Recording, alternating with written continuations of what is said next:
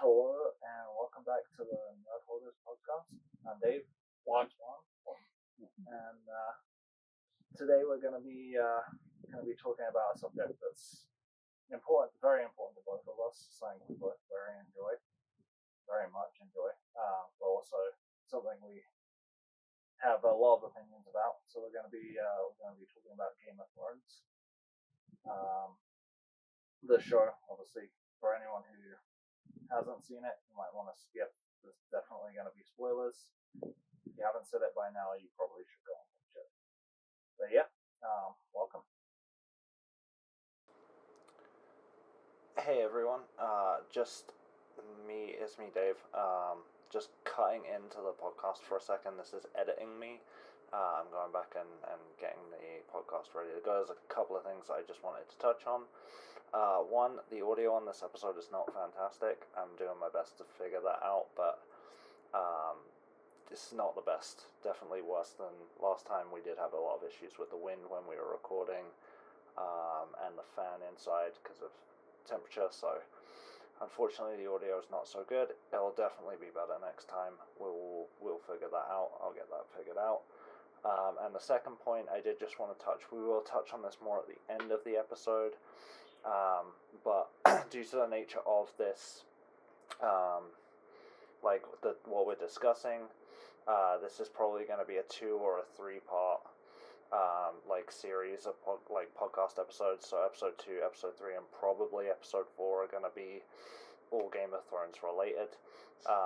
We touch on it at the end, but we didn't realize quite how much we had to say about the subject. So I just wanted to drop this in as a post thing in between before we get into the episode, just to let you know that this is going to be multiple parts. So when we get to the end of the episode, it's not done. We have way more to talk about that we'll be picking up in the next few episodes. But yeah, sorry for the audio issues. I hope you enjoy the episode. I hope you enjoy us talking about it. And yeah, appreciate the support. Dave, before we get into the shenanigans, how was your Boxing Day? My Boxing Day was okay. Was it okay? It was. I had a dentist appointment on Boxing Day, which was interesting because on Boxing Day where I'm from, you definitely wouldn't be able to get a dentist appointment. It's a bank holiday in the UK, so no one works on Boxing Day. For anyone watching who doesn't know what Boxing Day is, it's the day after Christmas that we celebrate in the UK, but you don't really do here. It's not something I knew of Boxing Day, and that's the only reason I asked you, but I was gonna say, a lot of Americans I've spoken to since I've been here, don't know what Boxing Day is. It's not really a thing here, which is interesting. I wasn't aware until I came here that no one really knows what Boxing Day is. But yeah, it was good. It was kind of chilled out. I had to work, unfortunately. But me too, man. So don't feel bad. it's not particularly a big issue. I had a dentist appointment in the morning, and I worked, so it's kind of just a normal day. For me at least, but I imagine a lot of people back home are enjoying not having to be at work and having the time off. Yeah, man. But yeah, holiday was fun. Sorry, it's been a little while in between episodes. Mm-hmm. New Year's resolution I made is try and do this more often. Yeah. When did we record the last one? A month and a half? Yeah, it's been a while. It's been longer definitely than we wanted to do it. I kind of wanted to aim for bi-weekly, but with the holiday, it was before Thanksgiving, I think. Oh yeah, the first one. So it's been a while. Definitely wanna work on more regular uploads, but unfortunately, it's just timing with Thanksgiving and then Christmas holiday, New Year. It was a bit difficult to get things to line up. Absolutely. We're back for episode 2. I'm really excited to be back and talking about Game of Thrones. Absolutely. It's something we're both very passionate about. Definitely. And we both knew when we started this podcast, this was going to be one of the first episodes besides our introduction one, because absolutely. Yeah. You have thoughts. I have very opinionated thoughts on how this went. And we're talking the original Game of Thrones, not House of the Dragon or anything new coming up. This is the original series. Yeah, there may be some references, but primarily this episode's gonna focus on the original 8 seasons of Game of Thrones, and sort of our thoughts and opinions, our like great moments or bad moments. I think a lot of people have opinions about certain seasons of the show, so we'll definitely get into. I was gonna say I'm a loss for words because I'm already thinking ahead in my brain of like what we're gonna discuss. I'm already getting angry. Yeah. Like already getting angry, right? Like, yeah, okay. Absolutely. It's definitely gonna be some points for contention coming up. I agree. Like I'm thinking forward to certain things that are not as enjoyable as we would like them to be. Yeah. So I know we talked about it before, but we're really gonna see what you're. I know you like some stuff that I really don't like. Yeah, I'm really excited to get into it because I definitely know that I have some opinions that differ from yours. And we like you say, we've talked a little bit about it previously, but I know we definitely wanted to really get into it in the podcast. So I've been looking forward to getting this episode going. Me too, man. Me too. So let's get into it. So let's start off by kind of talking about how you were introduced into this particular fandom. Okay, so I think I've told you before, but I'll go over it again because it's interesting. Game of Thrones, obviously when it came out, it was a really big thing. It took off like crazy. Everyone was talking about it. And it was while I was in college, which for the Americans, our college is different to your college. But I was in college at the time that things were really kicking off, like sort of towards the end of seasons, and so everyone I knew was talking about it. Everyone was going crazy about it, and I literally I was like, I don't want anything to do with it. Like everyone is like really hyped. I'm like, it's probably crap, and I don't want anything to do with it. So I ignored it for the most part. I had tons of people at college saying, "Oh, you should watch it. Like it's really good.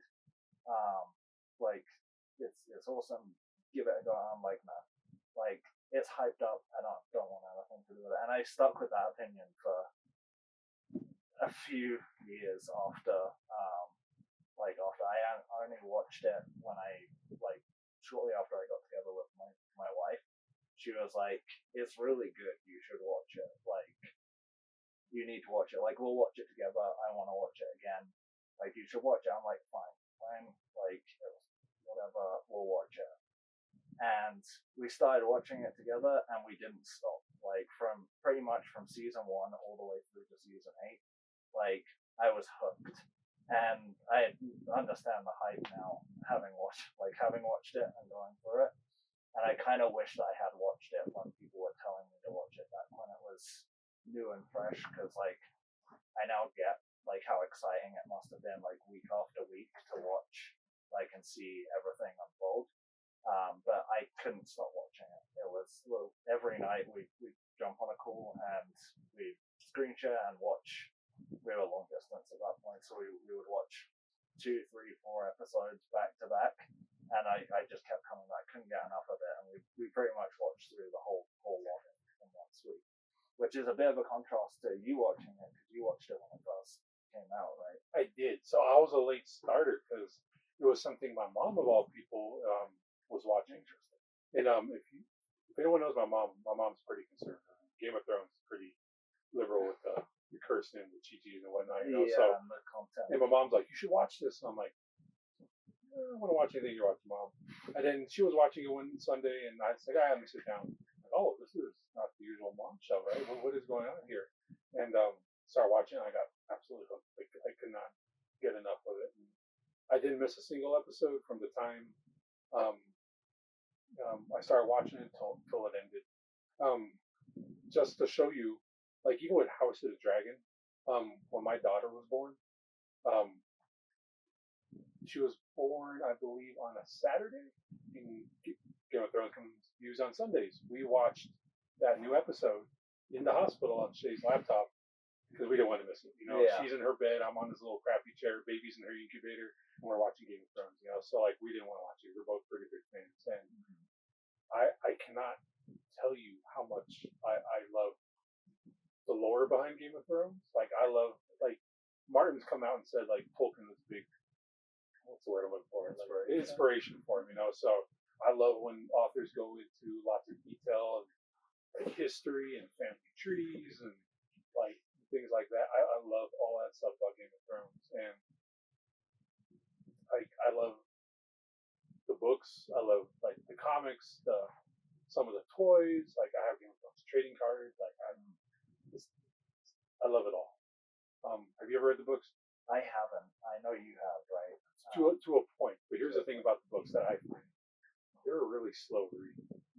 They're really slow. Like I've heard that they're very, very descriptive. Yes. Like they're a hard read. Yeah, so it's like difficult because it's a good thing in a way. Like there's a lot of description and it builds the world, but it makes it difficult to get sort of read through them. Like I'm not illiterate by any means, but at the same time, like reading like the first book where they're just like,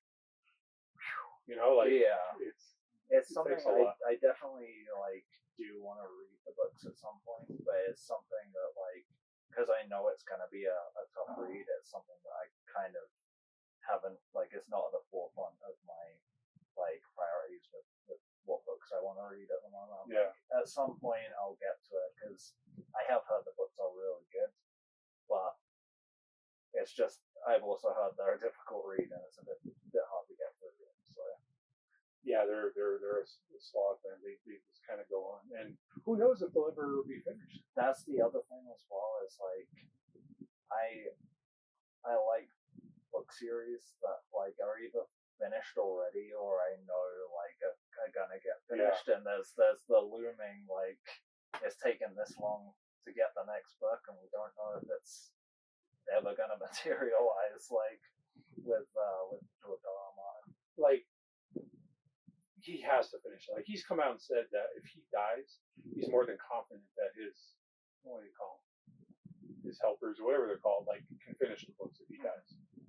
And I saw a video the other day on YouTube where it's like he's admitted he can't finish the next book, which is Winds of Winter, and he has to. Like the way we'll get into it more, but the way the show ended, you can't leave it like that, man. Don't let people think that's how it's gonna end. Like that's the other thing as well. Like obviously we'll get into it, but with the way the show ended, like I do really want him to finish the book so that we can like basically know how he intended it to end, because I don't think it's gonna be anything like how the show ended. God, I hope not, dude. Like, all right, we'll get there before. We're already getting ahead of ourselves and getting riled up. So let's go season by season if we can, right? So season 1, right? I think is probably one of the first best episodes I've ever seen in my entire life, because that opening scene with the Night's Watch and the White Walkers and the White really sets the tone for how that show is going to go, right? Yeah. There's so much going on, but in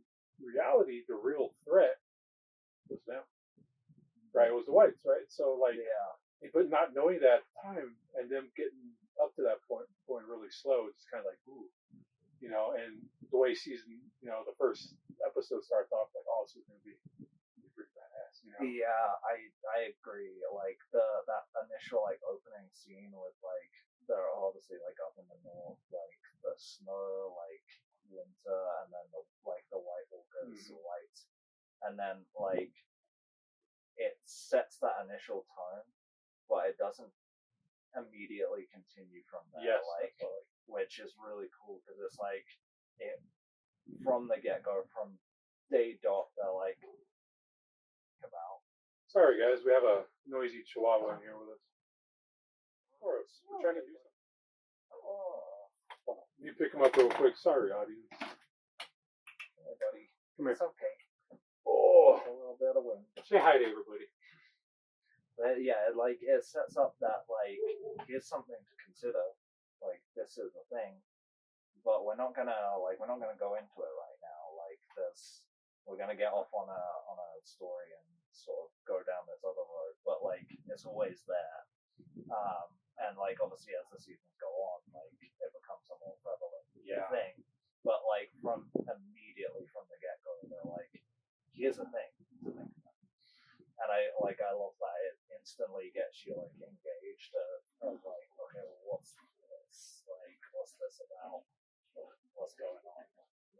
again, my apologies. My office window's open. Apparently, my neighbors chose this exact one.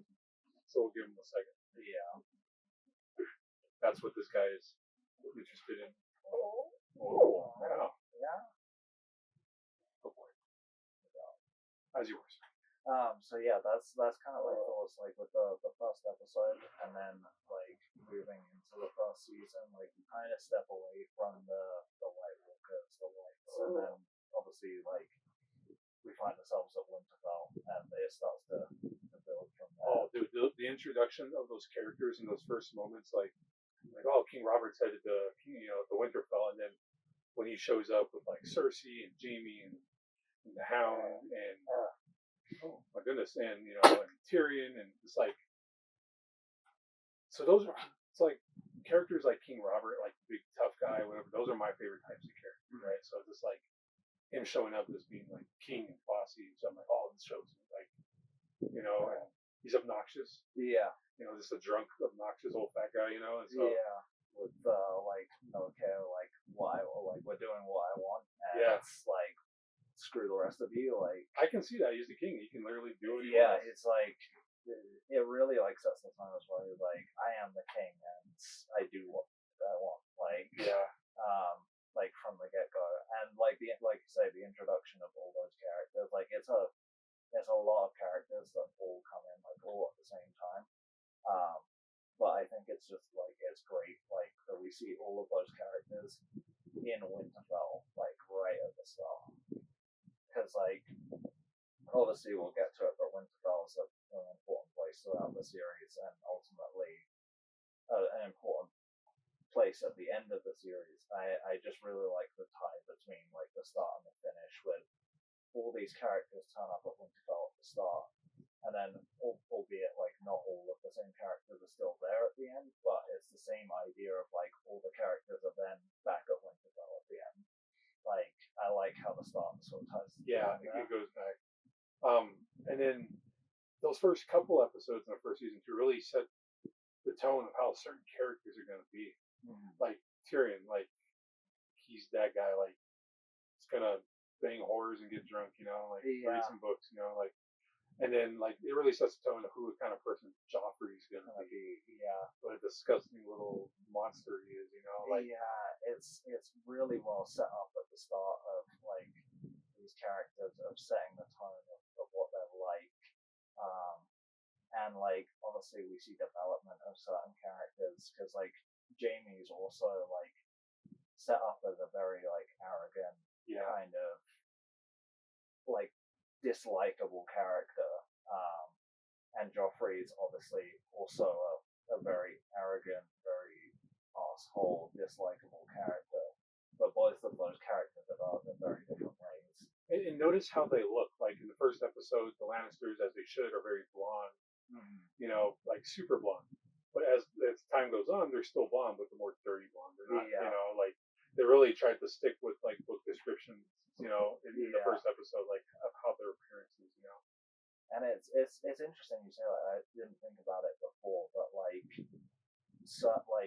with the Lannisters, like Joffrey and Jaime are a good example. So like at the start they are very blonde, very like Lannister portrait, like exactly blonde. And then as the series goes on, like Joffrey stays that kind of more kept blonde, whereas Jaime get really developed, shows you the something, blonde like kind of look. And it's interesting now that I think about it, you bring it up of how the characters develop and that sort of link there.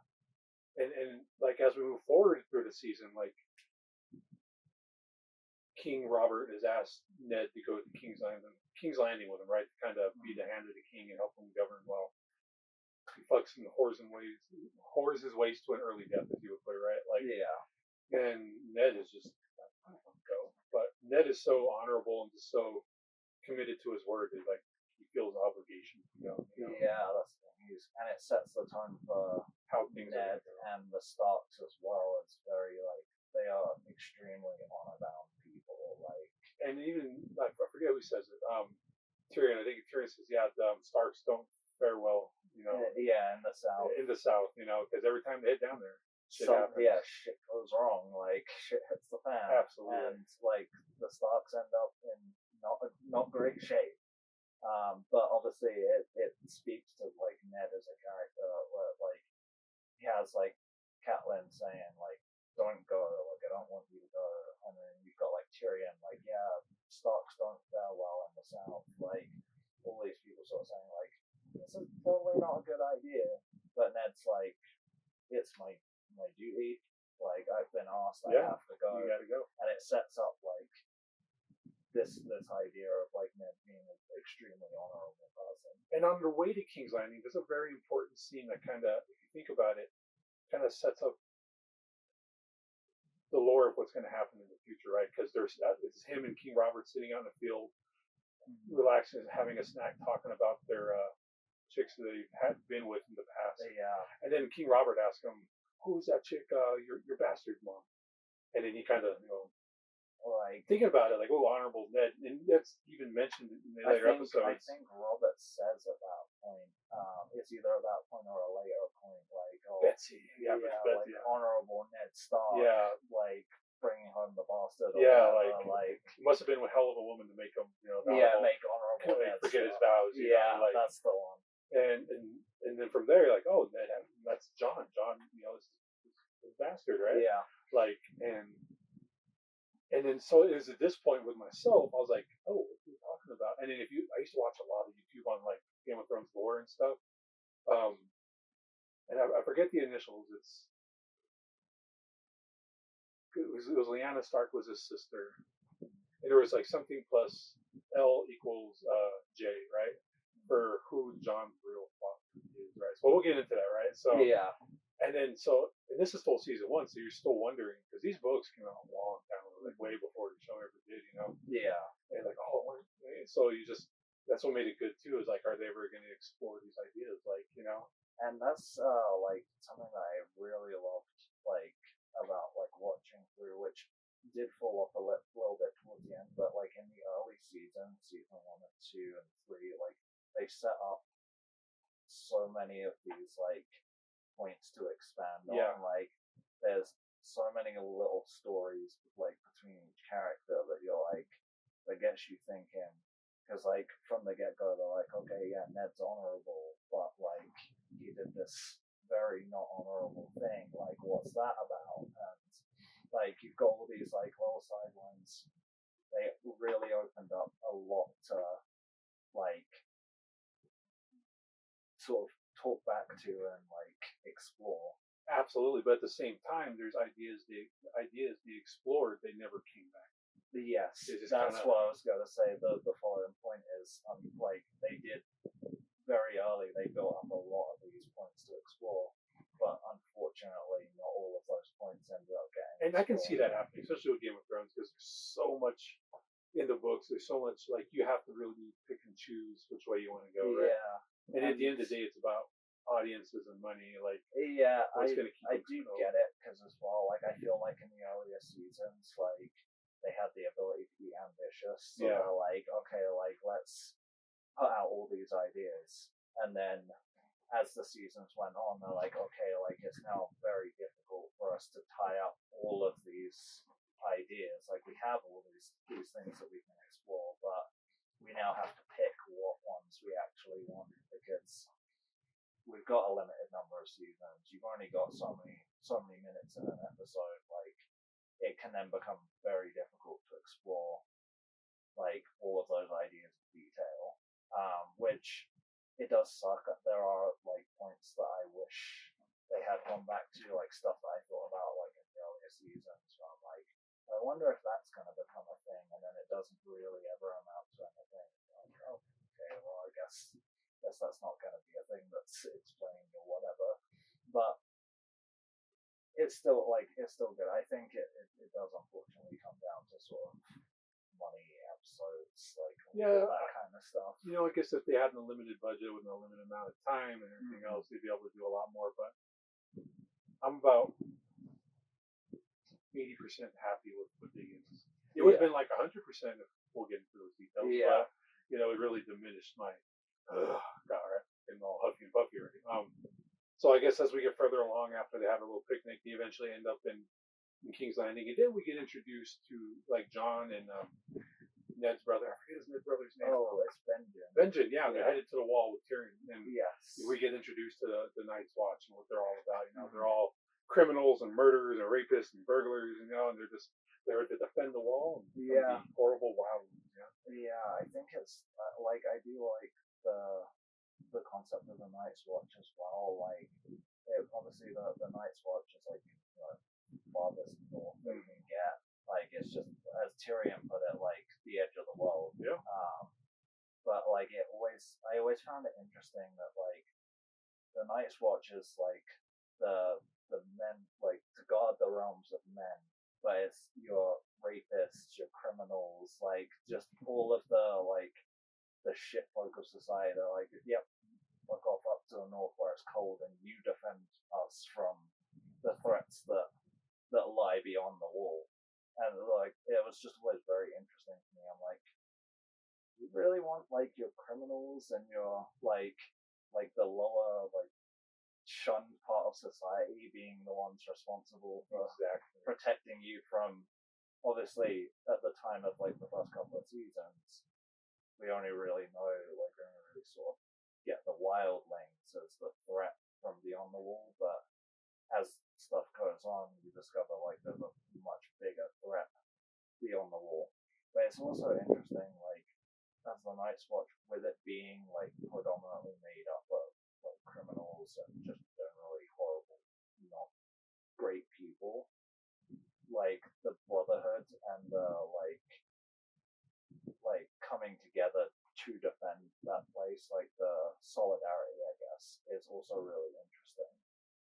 Because like, even though like, oh yeah, you've got rapists, you've got thieves, and all kinds of horrible people, they all still come together as like and understand, like, okay, we have this important purpose, which is, I think, is a really cool idea. Yeah, I absolutely agree. And I forgot to mention direwolves, man. We were introduced to the direwolves. Like, they found the dead one had been ran through by a stag, and then each Stark, even John, even though he's not a Stark, gets a direwolf, you know? Yeah. And they play an important part, especially later on in Rob's War, because Grey Wind was, you know, terrorizing soldiers, and they're bringing back stories of this giant wolf fucking people up, you know, and then Ghost is actually the guy, the wolf that brought back the, was it a foot? And then, because he brought back, I think it was a foot. And then later on, Shaggy Dog, you know, because that's the head that they proved that they had with the kid. Yeah, with Rickon. Yeah. And then Nymeria as well. Like, obviously, Nymeria and Arya get separated, but there's the scene where Arya is sort of reunited with Nymeria, and Nymeria has a pack of her own. Yeah. Like, that's like all the direwolves like play an important linking role to their Stark owners, but also like with the likes of like Ghost as well, playing he does such good things in the later battles that happen where he's like such an important guy. Yeah. And like Summer sacrificing for Bran, you know, and then poor lady defending her, you know, her master, and so I think the wolves really kind of shadow what happens with their owners, you know, like bad luck and everything else that happens, you know. It's almost like a mirroring of sort of what's happening with their owners, like ultimately ends up. Now I think about it as well, like with Arya, like Nymeria goes off and like finds like purpose of her own in the same way that Arya goes off to Braavos and whatnot, and finds her purpose and whatnot. So they really do sort of like mirror what happens with their respective owners. Absolutely. So we're gonna fast forward a little bit. We're gonna get to King's Landing. Ned is there. He's met up with Peter and the spider. Mine with the spider. I can't believe I'm forgetting.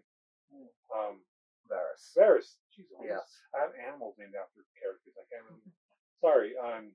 He's found out that the realm is in bankruptcy, right? Like, Robert is just pissed everything away. Yeah. Just, it's gone. And we find ourselves obviously like meeting Baelish, and he's basically essentially just borrowing from you to pay you, and like it's the realms, basically, like from a financial standpoint at least. And sort of Ned's like now in this very unfamiliar place and realizing, oh shit, like we've got a lot of stuff to figure out, like, which it's daunting. Like you can imagine how daunting it must be to be someone who's like always been North, warden of the North, like now you're the hand of the king. The king obviously like all he cares about is drinking, having sex, and like just he's had his conquest, he's had his rebellion, he's done his fighting. Now he's just like, I'm king now. I'll just sit back and enjoy it. Like you guys figure out like the money and the everything else, the actual how it figures out, and that falls to Ned. Ned's like, everything's fucked. Like, and now I've got to fix it. Like, and to come into like a place with characters like Baelish, like Varys, like who do you trust? Like how do you, like Ned's trying to navigate not only fixing the shit state that everything's in, but also like trying to figure out who he can depend on, who he can rely on. And don't forget, one of the real reasons he agreed to go is because Jon Arryn getting that letter in the middle of the night saying that he was poisoned.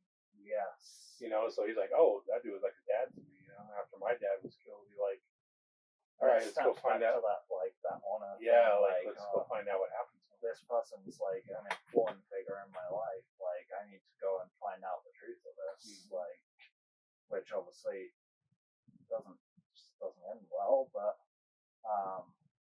yeah, it's. I do love like Ned as a character, and like they did a really good job in my opinion of like showing you how sort of out of his depth Ned kind of must have felt going into that. I definitely felt it like watching the season, and every time I rewatch it I'm like, oh, you really kind of had shit stacked against you from the get-go. Like, like you kind of walked into a mess and have several other things all going on and no one you can really depend on. And obviously he brings Arya and Sansa down along with him. Sansa mainly because old Robert was like, let's join our houses. You know, she was supposed to marry Joffrey, so.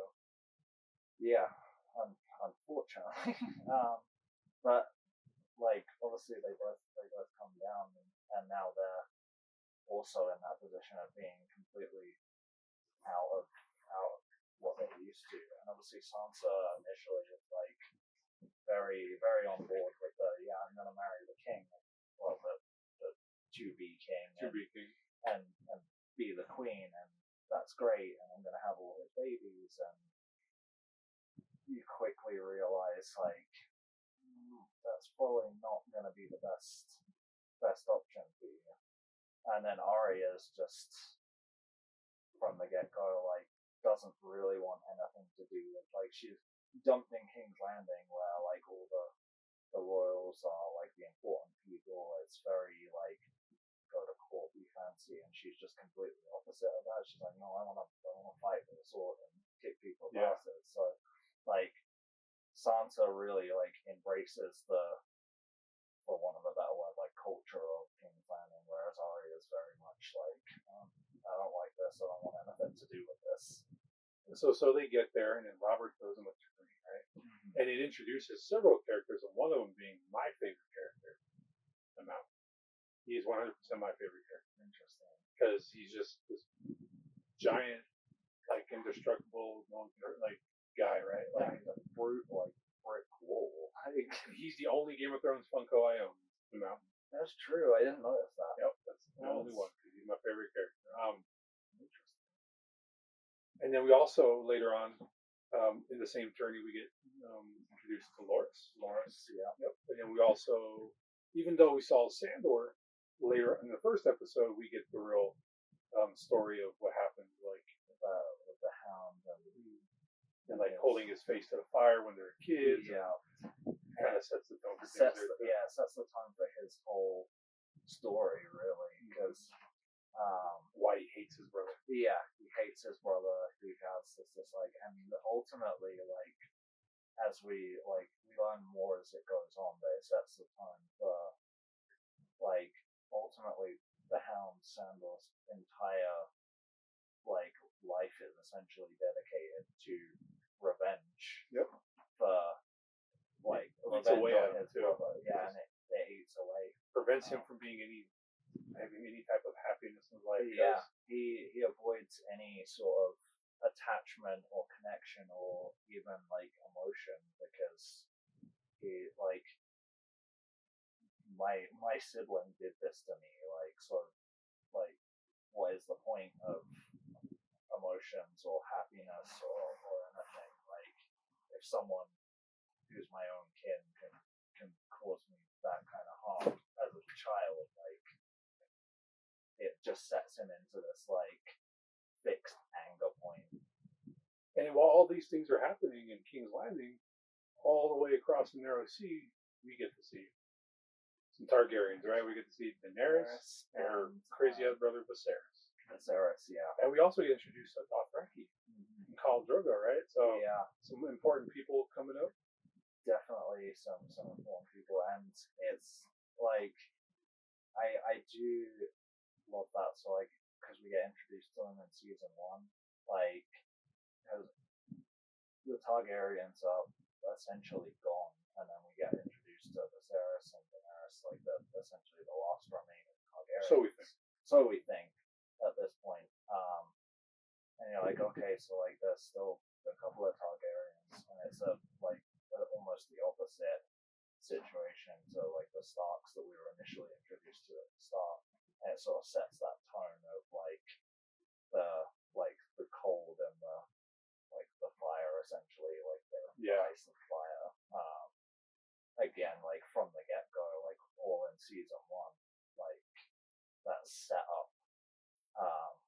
As we're introduced to Viserys, obviously Viserys wanting to be on the Iron Throne, his claim to the Iron Throne, and then he had a legit claim, absolutely.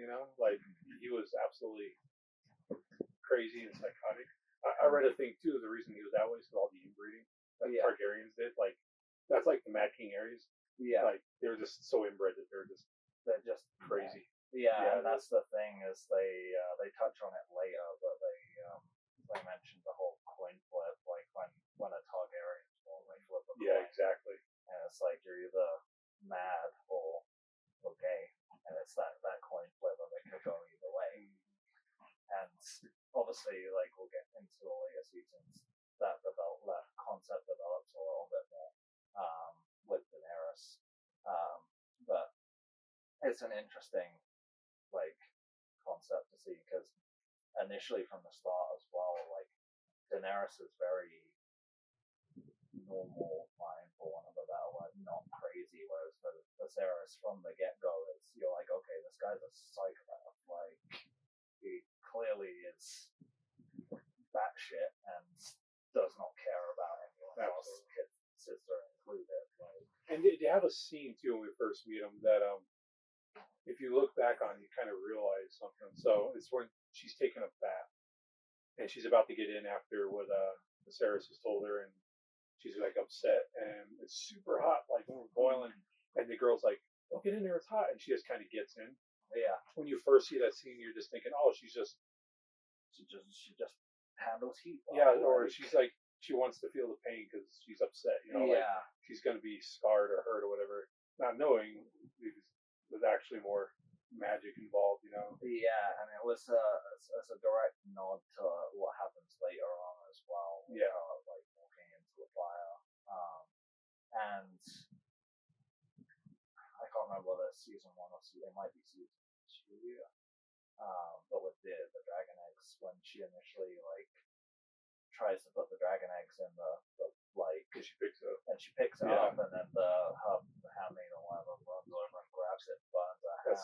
She's looking at her hands like, oh, nothing I'm good. I'm fine. And yeah, that's there's like there's a few of those like little nods throughout the first season, like with Daenerys. But initially, when you see it, you're like, oh, I don't really think anything of it. But when a couple of them happen, you're like, oh, there's something going on here, like right? Something's different about this one. Like, see, sort of, we get to meet Viserys and Daenerys, and sort of see their start out with Viserys essentially trying to. His concept is, I'm going to sell Daenerys essentially to the Dothraki in exchange for an army, so that I can go and claim my throne back. Because he wants to come to Westeros and basically push his claim to the throne. Yeah, he's just so desperate for his throne that he's willing to sell his own sister. He's willing to do anything. Yeah. Like, he even tells her, "I let every I'm not going to repeat it, but he's absolutely horrible things for her. Just some absolutely awful things just to get his throne, and like that also, like, it does set a tone as well. Not that you really, I didn't think about it. It's only after rewatching it a few times, but like it highlights like not just like Viserys, but like Daenerys and other people that are pining for the throne. Cersei, like it's like gives you this idea of people's like sheer willingness to do anything to be on the Iron Throne. How like important and how like powerful it is to be like the king of Westeros or the queen of Westeros. That people will do anything, and you see that theme like continue. Like Cersei does some horrible things to like align herself in a better position to get on the throne. Daenerys does end up doing some pretty dreadful things to get. Well, yeah, I got hang up with that too. But all right, yeah, you go. To get like, and it's just that idea of like this is the ultimate like power position. So like it doesn't matter whether you step on family, trample over like people, like that power is ultimately more beneficial and more wanted than anything else. And multiple different characters have that same like we would do anything to get on the Iron Throne. It's unfortunate too, right? Because the way this show starts, you see how these characters start off as, and then develops, and it goes so well, right? Mm-hmm. But I think I'm getting ahead again myself because I love this show so much. It literally gets me, right? Because it was literally years of my life. I invested into this. Exactly. And it does. It gets you. Like, it really does. You think of the thing that every time I see a rewatch or I see a reaction, I'm like, it gets me thinking. I get mad. Like I get mad about certain things. I get excited about other things. Like there's definitely a ton of really high moments and then some really angry. All right. So what we're gonna do now is we're gonna skip ahead a tiny bit. Mm-hmm. If we continue to go into too much detail, we're going to be here. I was thinking. So let's wrap it up. So scoot ahead. Back at King's Landing, Arya gets a dancing master. Another one of my favorite characters, Syrio Forel. Yes. And we'll talk about that once we get down here in a few minutes. What's going on? So at this point, Ned is kind of getting settled into King's Landing. Sansa is still pining over Joffrey, and Arya is now taking her lessons with that little dude from Bravos, right? And I forget exactly how, but I think Ned's reading a book of like Lannister and Baratheon, right? So, and their children, like blonde of hair, the hair color, and then he starts thinking, oh, something's not right here. Like all the Baratheons have had like brown hair, and all of a sudden, suddenly from Robert, like almost his offspring. Blonde of hair. Like something like going on, and that causes him to poke around. Mm-hmm. And meanwhile, while Ned's finding all this stuff out, something important happens back in Winterfell, right? Bran, because before they left for Winterfell, of course, Jaime shoves Bran out the window after he catches him and Cersei doing no, right? Yeah. And so at this point, Bran's in his room being watched by Catelyn. Or recovering, and an assassin busts in, and he sees Catelyn. He's like, "Oh, you weren't supposed to be here. I'm supposed to kill this kid, right?" And he pulls out a very important dagger, right? It's the Catspall dagger, right? And we're going to see lots of this. It does, yeah. It bounces through. We're going to see lots of this particular dagger, right? Needless to say, he's not successful. Summer comes in, tears his throat out, which is absolutely badass. I love that moment. Such a cool scene. Yeah, and Catelyn gets her hands injured, but that's okay. And that kind of gives her the idea. It's like, oh, this is a Valyrian steel dagger, and he's talking to, she's talking to Maester Lewin, and I forget his name, but the sight, the hair goes down to his beard like that, and it ties in the middle. Oh, I forget his name. That's okay. But yeah, and they're like, how can this person afford this like super rare, super expensive dagger? Someone must have gave it to him. Yeah. And now at that point, I forget who tells him. I think it was Peter. Because Catelyn, after this happens, Catelyn goes to King's Landing, meets up with Ned, tells him what happened. And Peter tells him, oh, I lost this in a poker game, a card game essentially, Tyrion. So that's like, okay, I'm going to head back to fucking the king and back up to Winterfell. Yeah. Because obviously Tyrion was there and went on to the wall. And where they meet is at some tavern somewhere right in the middle where she decides to take him prison. Mm-hmm. And that right there is what kind of sets all of this in motion. Yeah. Right. And while before Catelyn leaves too, something important happens. Is Ned meets up with Catelyn at Peter's brothel, and as Ned's leaving, he runs into Jaime and his men, and they get into it. And Jaime kills, I forget his name. It's Ned's right hand man. Yeah, right hand guy. One of the few people you can trust. Yeah. Name escapes me. Yeah, some of the earlier characters I forget the names of. He gets a dagger right through the eye, and then him and Jaime and Ned start going at it. Yeah. In my opinion, Jaime would have mopped the floor with Ned. You reckon? All day, dude. That dude who got Ned in the back of his leg with that spear saved Ned's life. Jaime is one of the top 5 swordsmen to ever exist in Westeros. Like up there with like Sir Arthur Dayne, Qhorin Halfhand, Jaime Lannister, like Khal Drogo, like he is up there. To be fair, I don't know. I disagree with you. Like I think if Ned was younger, he probably would have given Jaime a good run for his money. But like Ned's older. Like, yeah, absolutely. He's older. But Ned was willing to get down there. Like Ned was like, all right, let's go. That's the thing. Ned probably knew like probably not going to come out of this great. But like he ain't going to back down. But yeah, thinking about it, Jaime probably would have been absolutely would have been. And in prime, Jaime Lannister would have slaughtered Ned, which, you know, as you say, Ned takes a spear to the back of the ankle and probably saved his life. It really did. Ultimately, is kind of the turning point for the downfall of Ned, really. Because after that they throw him in jail. Yeah.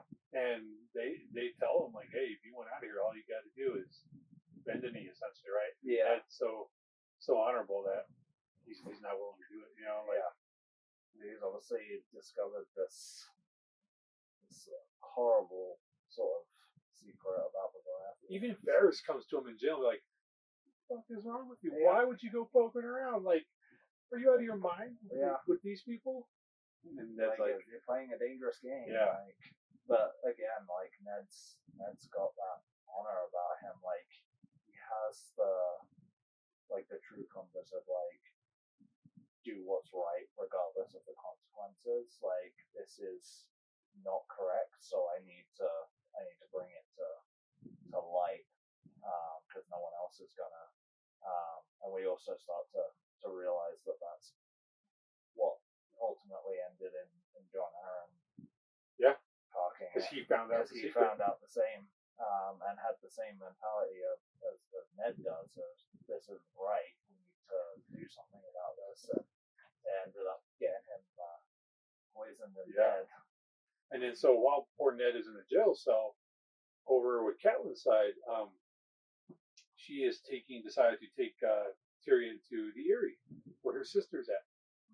You know, because she'll protect them, and that's John Aaron's wife and his son. You know, so she takes them, and then so we're gonna skip ahead a little bit. So they want to throw the little man through the moon door, you know, whatever it's called. Yeah, doesn't happen. He gets his trial by combat, and that's where we meet Bran, right? The sellsword steps up because Tyrion is a Lannister, and he knows the Lannisters have gold, and he wants to get paid. Right? Yeah, exactly. In true sellsword fashion. And I do love that about Bronn. Like, he doesn't ever really falter from that. He's always, regardless of the situation, is upfront, like, I'm here for the money. Like, pay me, I'll do it. Like, and it doesn't ever really, like, it never really drops that. Like, it's one of those characters, like, I thought Bronn might get, like, a moral compass and stuff. Yeah, doing things never really did. Good reasons, but, like, he never really does. He just, if you pay me enough money, I'll do it. He's probably the only one that kind of stuck true to his character from start to end. Because everyone in the show essentially changes. Yeah. You know, but Bran is the same person the whole time. Yeah. Once he wants his castle, pretty his, wife, yeah, castle, pretty wife, and his big trunk of gold. Exactly. And yeah, he's always sticks to that. And so back in King's Landing, they eventually let Ned out of jail. Ned's got to grovel to Robert. Robert makes him be hand of the king, because if not, he's going to give it to, what does he say, Jaime? Yeah. Yeah, he's going to make Jaime the hand of the king. It's like, it's not going to happen. Right? Yeah. And then what happens to poor King Robert? He gets ripped by a boar. Ripped by a boar. Because they think he's drunk. But in reality, what happened? We find out later. What does happen? They spike his booze and his wine. What's his face? Who ends up being one of the sparrows? Oh, is it Lancel Lannister? Yeah, because he's sleeping with Cersei, remember? True. And he spiked. So Robert wasn't the same. So yeah, he was set up. Because that's Robert's thing, is hutting and banging and drinking. Yeah. Boring to take Robert out. Yeah, they did on purpose. Yeah. So get him out of the game. So Robert comes back. He's on his deathbed. He asks Ned to take some notes for him. Like, here's what I want to happen. Ned's going to run the kingdom until Joffrey's of age. And so as Ned's taking this message, that's not what he's putting. He's saying, my brother, Stannis, is going to take over. Yeah. Because technically Stannis has the claim, right? But no one knows that Joffrey's not technically legit. But Ned finds this is like, maybe it's my chance to get the rightful heir to the throne. Yeah. You know. So he writes it down, and Robert doesn't bother reading it because he trusts good old Ned, who knows Robert can read, and he sends it out. He sends it to Dragonstone, where old Stannis, and then we get to see Stannis. Yeah. And we get to see not Melisandre. What's her name? Melisandre? Yeah. So Melisandre's the red.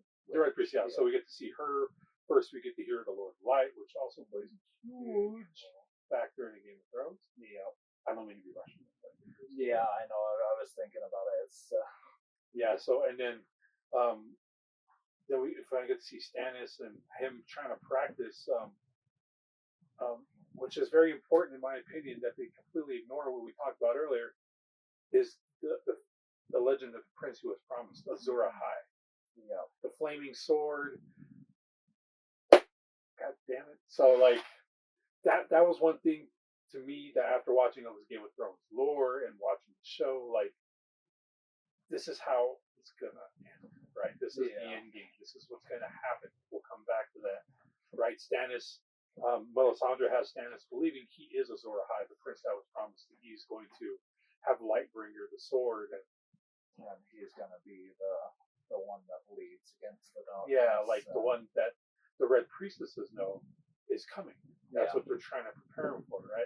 No one else believes him, but these priestesses do, you know? Yeah. So, okay. Coming back. So, we're coming back. Robert is dead at this point, right? Mm-hmm. So, Ned says, oh, this is my chance to put Stannis, or the rightful heir, on the throne. So, who does he trust? Like, he should never have trusted Peter Baelish, right? Yeah. So, you tell him exactly what happens before Ned.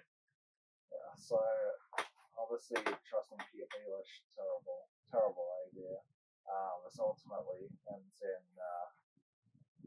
So Ned tries to say, look, this is what King Robert said. This is what he wants done, and they basically turn around and say, that's not how this is going to go. They lock Ned up again. Basically, that's treason. Like, Ned, you're a traitor. You're basically good for execution, and Joffrey's going to take over.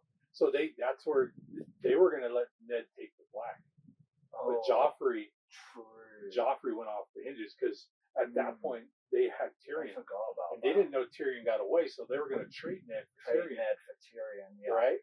But then Joffrey went off the hinges and wasn't supposed to and had Ned killed. Yeah. And I think that episode is one of the most important episodes of all TV at the time because everyone is rooting for Ned. Ned's going to win this. Ned's going to stop them all. Ned's going to do this.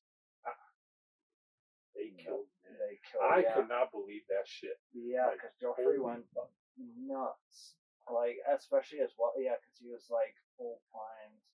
Because he said to like Sansa and whatnot, like if he admits to his treason, like we'll let him take the black. They obviously like were thinking about Tyrion as well. And like just get him to admit, and Ned does. Like he.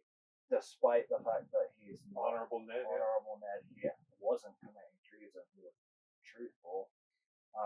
He stands up and he says, "Yeah, I'm a traitor. I conspired because I wanted the throne for myself." Ned never wanted any throne. He just wanted to stay in the north. He wanted to stay in the north and chill. Like, and then Joffrey goes off the rails and has his head cut off anyway, and that like really sets in motion like so many different things, especially like it really like makes you see very quickly like Joffrey is a piece of work. Like, oh yeah, it is. And Joffrey has that same sort of like self-absorbed. I'm now the king. I'll do whatever the fuck I want. Like, I don't care who advises me otherwise. And we really get to see who Joffrey is now, like the real Joffrey. Yeah, because like we've seen like how horrible he is as a person, but like just because you're an asshole doesn't necessarily mean that you're truly like evil. Yeah. But in that moment, you see like, oh no, this character is truly evil, like self-served and completely like ungovernable, like just pure evil. And then so poor Ned is dead now, and I think one of the big reasons he confesses to is his daughters. So really quick, we're going to talk about a scene where they've just executed Ned, or they've taken him prisoner, and now all of the Red Keep is in a frenzy, right? Mm-hmm. They're going around, they're killing all the the Stark men. It's just a slaughter, and then goes into where Arya's having her lessons with Syriel, right? And then the Lannister men show up, and she's like, "Come with us." And then Syriel's like, "Wait, why is your dad saying Lannister men pick you up?" That tells him like some shady shit going on right now, right? And Syriel wipes the floor with every single one of them with a wooden sword. That is one of my favorites. Here's the hang up I have. Like this guy, one of the kings, the King's Guard, who cannot, by everyone else's admission, is a horrible fighter. You can't tell me after what Syriel just did, he defeated Syriel. Yeah. Like, no, I don't know. Like, he's the first sword of Bravos. He's the dancing master, right? Like, no. He just took on like multiple with a wooden sword. With a wooden sword, and like, I like looked like he was having fun doing it. Like, why couldn't he pick up one of those swords and absolutely just slaughter him? Yeah, you know? He could have helped our. Is it Meryn Trant? Meryn Trant, yes, that was him. Like, I agree with you. I have the same hang up every time I watch it. I'm like, this guy like should have kicked his ass.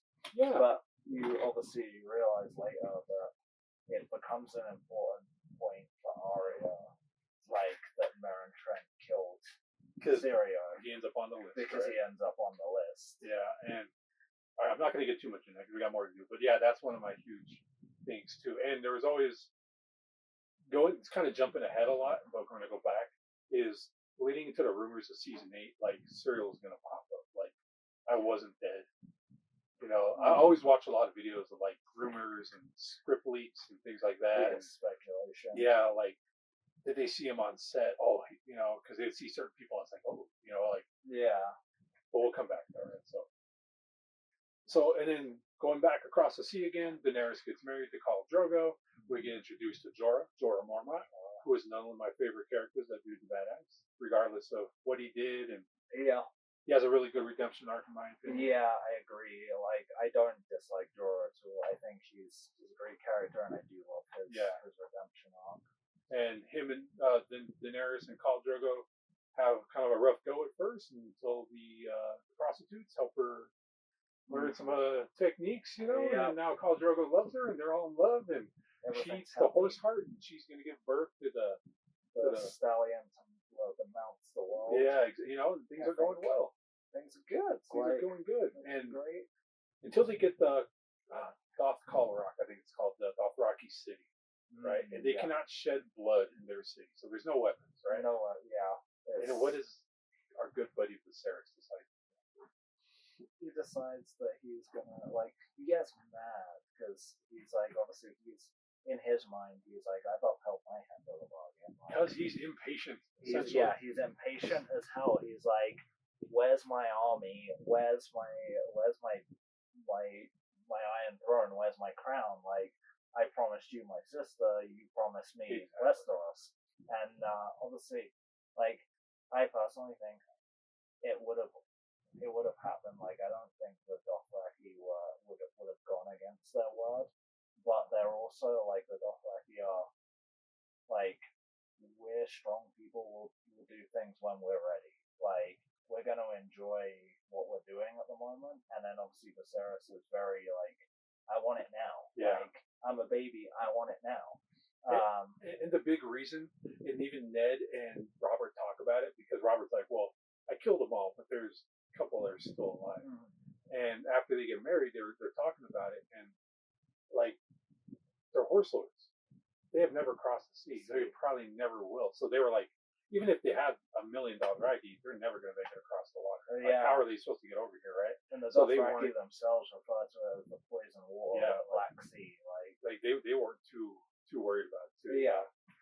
So I don't know what came over Viserys, but he pulls a sword on old pregnant Daenerys and threatens to cut out her baby right in front of Drogo.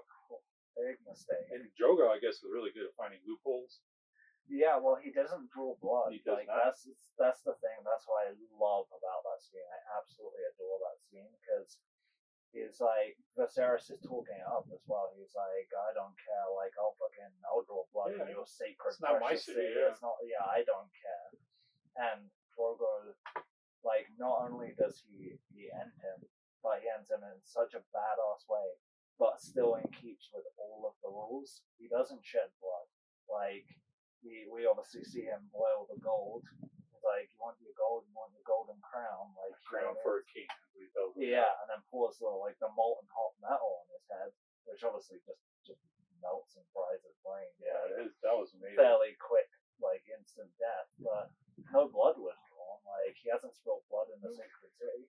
There's no rule that says you can't melt a person's head in the sacred city. He's good to go. And then Daenerys, I think, says some important lines like, "He was no dragon. Fire cannot kill a dragon." Mm-hmm.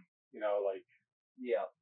And I think in Game of Thrones lore, like, there's only a few Targaryens that ever really had any type of power. Mm-hmm. Like Daenerys, of course. You know, we learn later on she's fireproof. You know. Yeah. And I think so. Like, I remember reading something about, like, the Targaryens and, like, the fireproof. Like, there's a sort of a concept, like an idea that Targaryens are fireproof, and I don't think they're totally, like, fireproof, but because of the magic and the link to dragons, they have essentially a higher tolerance to heat and flame. So they technically still can be burned, but, like, not as easily as the other drugs. Like, in the books, all the Starks are wargs. Like, they can all warg in that. Usually it's their wolf, but they can warg in different animals. Yeah. that Bran's a warg. He starts off as a warg, and he ends up being the most powerful warg before he takes over as Raven, but because he can warg it, not just him. And that's the really cool thing. It's probably my only enjoyable thing about Bran as a character. It's like I do think it was really cool that he has the power to walk into people as well as any animal of his choosing. Because the only other wargs we see in the universe, like I know the wildlings have the walk and you can walk into like birds, but like that's it. And here's the thing too. I think what we forgot about is one of my most favorite scenes. I think of the whole season, even with everything that happened, is after Ned is captured, before he's killed. We cut back to Winterfell where he left Robb in charge because he's the oldest son, and hanging out with him is his buddy Theon. And Maester Luwin comes up to him in the hall, and he's got a letter from King's Landing, and it's a letter saying, "Hey, we got Ned. Come to King's Landing, bend the knee, and swear fealty in front of Joffrey because Robert's dead." And at that moment, Robb makes a decision, right? And he closes his little scroll. He looks at Maester Luwin. He's like, "Call the banners." He's like, "All of them, Lord." He's like, "They have not sworn. Have they not sworn, fealty to my, their liege lord, my dad?" And he's like, "Yeah, call the banners." And then Theon tells him, like, I'll have your back. And then he makes a point too, saying, he's like, "I know you're not scared because you're shaking. At the same time, that also means you're not stupid. You know what you're doing." And then I think we kind of, because we get so excited about everything else talking, that we forget that Robb has called his banners, kind of uniting all the houses of the North to that cause to go get Ned, and they declare him what? They declare war. And they declare him the king of the North, which there not has been, and since Aegon the Conqueror came down and took over Westeros, there has not been a king of the North. Hundreds and hundreds and hundreds of years, right? Yeah. There hasn't been a king in the North since before Aegon the Conqueror. And now they want. So Robb is king of the North. They're gonna go get that, right? And before shit can really pop off in the war, Ned is killed. Yeah. Right. But Robb's like, "I still have two sisters out there somewhere." Because after Ned is killed, the dude, Ned's homie from the Night's Watch, I forget his name, which is also a cool character, grabs Arya, cuts her hair off. Yeah. It's like, "I know who you are. We're going to cut your hair so you look more like a boy. It's because it's safer on the King's Road for boys, and then we're going to take you up north. Just kind of hide you out. No one is going to know who you are except for me." Yeah, and we're going to get you out of here. Yep. And poor Sansa is unfortunately stuck in King's Landing with Joffrey and all the rest of the Lannisters. And she's not having a great time. But on the way to the north, they meet, and another thing that set it off too was when Joffrey was going around killing all of Robert's bastards. And we met one bastard that didn't get killed, Gendry, right? And she meets up with Gendry, and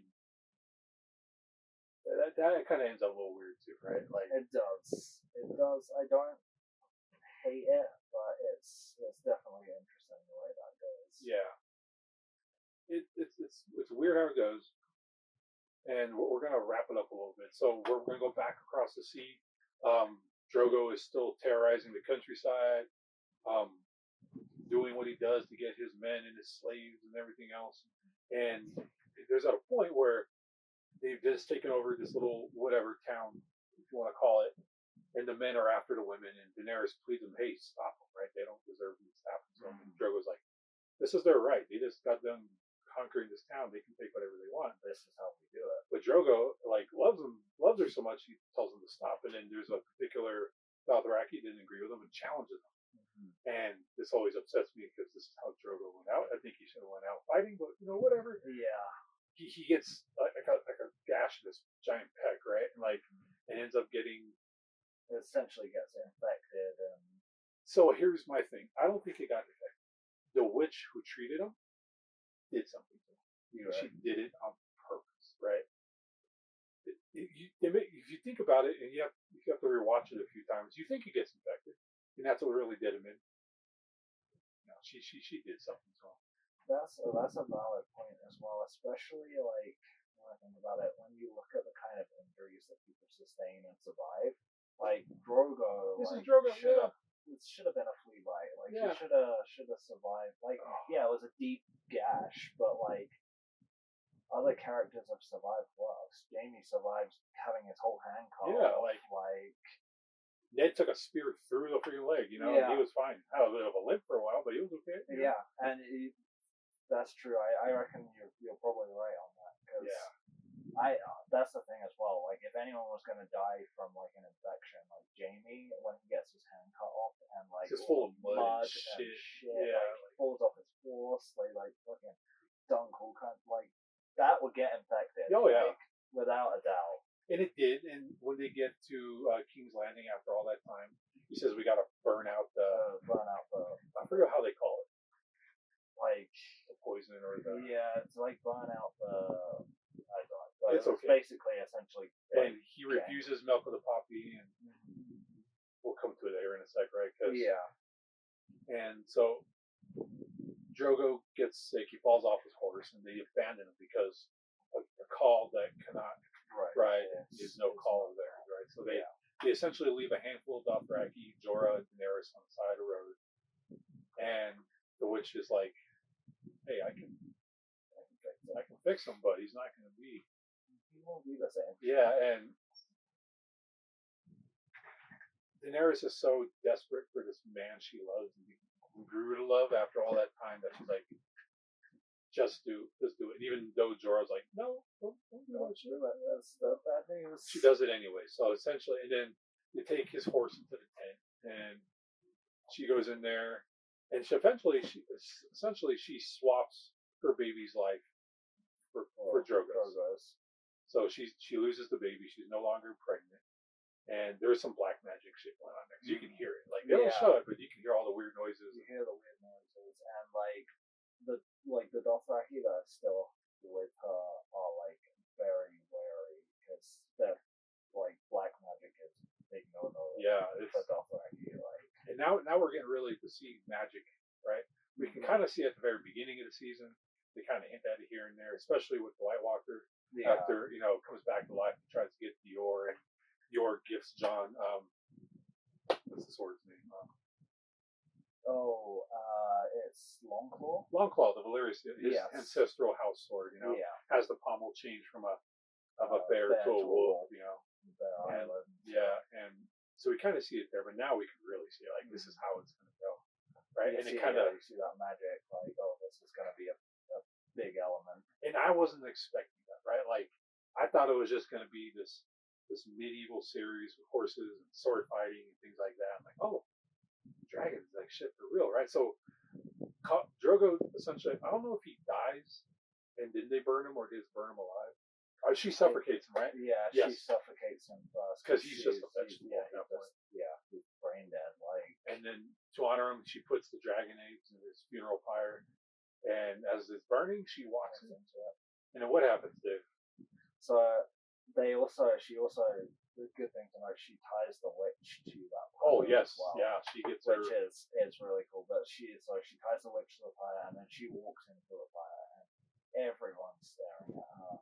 Jorah's completely dumbfounded, like losing it. She's determined though. She sits in the pyre, and then they cut, and the next morning. The flames have gone out. Everything is gone. The witch is burned. Like, the pyre is decimated, and she is sat there perfectly fine with 3 baby dragons. Oh man, this way that ended. She's all naked and burned. She got her dragons. All her clothes burnt off, and like just the dragons. It gives me shivers because at that point, like, Jorah's like, "Holy shit, my queen!" And he drops to his fucking knees. He's like, "That she is the person." Like, yeah, I cannot believe I'm seeing this right now. You see it as well through all the Dothraki. Yeah, they're like, like, because they're cast out. They don't know where to go. They're like, what are we gonna do? And most of them just sit on the floor and like, and then they all see her emerge from the pyre, completely unharmed, like with her dragons,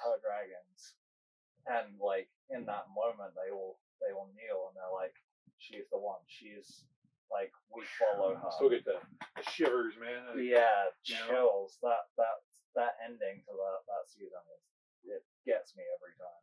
So that's what happens with Daenerys. So let's go back across the sea again and let's find out what happens for Robb. So Catelyn makes it back to Robb's camp.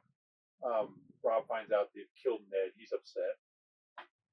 And that really sets him off on this mission to, let's go get my sisters.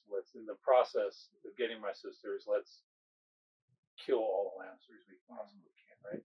And everyone kind of is doubting Robb because he's this green boy who's never seen battle before. Going up for a person that we saw too was Tywin, the patriarch of the Lannister family. This cunning, intelligent, seasoned individual. Yeah. You know, and he does outsmart Tywin. Yeah. He gets him, like, he sacrifices a couple thousand of his men, but they get the upper hand and they smart choices. Yeah, and they capture Jaime, which comes huge with the other characters that we'll absolutely get to. And that's the thing is like Rob's going to war like arc of his sort of run is interesting because like initially from the get go they're like, hey, he's a green boy, he doesn't know what he's doing.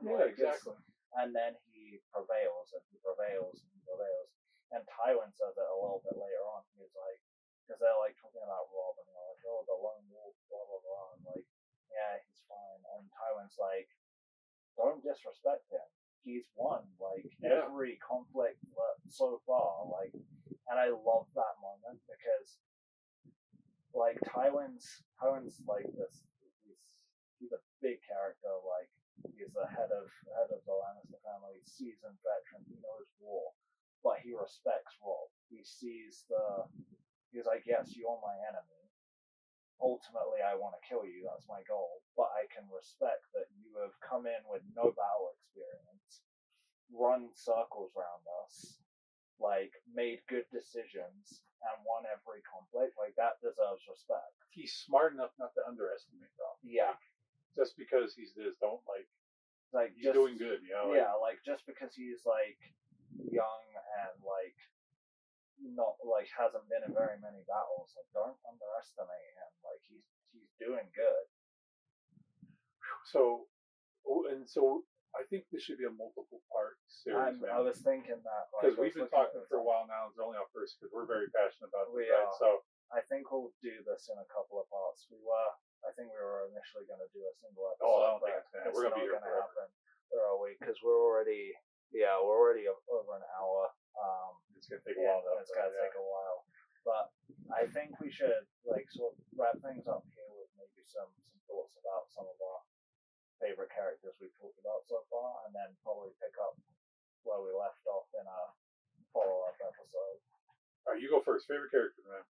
So for me, my favorite characters, especially out of the ones we've seen so far, Arya is up there for me, and I know that's not so much like with that you don't like Arya, but we have a differing opinion towards the end, which we'll get to in the next episode here, probably, about Arya's journey and where she ends up. Arya is one of my favorite characters for sure. I love her character arc. I love her ups and downs, and I love her relationships. Specifically, I love her relationship with the Hound. Yeah. And how that develops, which I will go into in more detail as we get to that in the next episode, because that's a good point for me in the series that I love. Arya is definitely up there. I like Ned a lot. I was sad when Ned went out. I was sad that Ned went out in season 1. I was hoping. And that's what sets the tone. Like, this isn't going to be a regular show, man. Yeah, didn't waste any time. They're like, here's a character. You love him. He's good. You're rooting he's cool. For him. Yeah. Dead.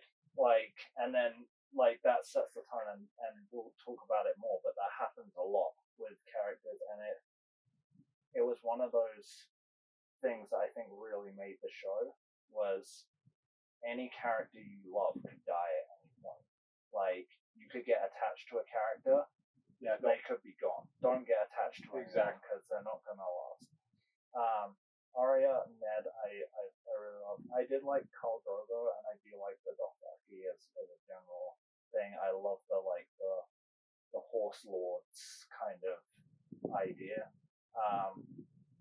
Who else did I really like in the early seasons? Well, those are probably my top characters in the early seasons. Theon was okay. There's a couple of characters that I was fine with that my opinion changes on, and there's a couple of characters I disliked that my opinion changes on. Who are your favorite characters? Like early season favorite characters. Again, my favorite types of characters, even if they're bad guys, right? Like I don't mind a bad guy. I like a good bad guy. So like the Hound, we have a giant Rottweiler named Sandor. You know. Yep. Later on, a character named Thoros Vermeer, the Red Priest. You know, yeah, my Chihuahua. Like the Mountain. Mm-hmm. Like even when the war pops off, Tywin sends the Mountain on a tear through the Riverlands, right? Mm-hmm. And even before Ned dies, Ned sends Beric Dondarrion, hey, go bring the Mountain in. Yeah. Because he's doing some heinous shit. Go get him, bring him in. And ends up the Mountain kills Beric. And then good old Thoros brings him back to life. Oh, Tyrion. Tyrion is 100%. Like, Tyrion is one of the few characters where my love for him as a character doesn't change. Like, doesn't flip, it improves. So, like, I liked Tyrion from the get-go, but I liked him more as he develops. And as he goes through things. Like, I think he's great, he's smart. The thing I love about Tyrion is he knows he's not a warrior. He knows he's not a fighter, but he fights with his brain because he knows he's smart. He knows he's smarter than everyone else in the room. So he uses what he knows. That's not his only gift, according to that prostitute he met. in the first episode, Yeah, sure.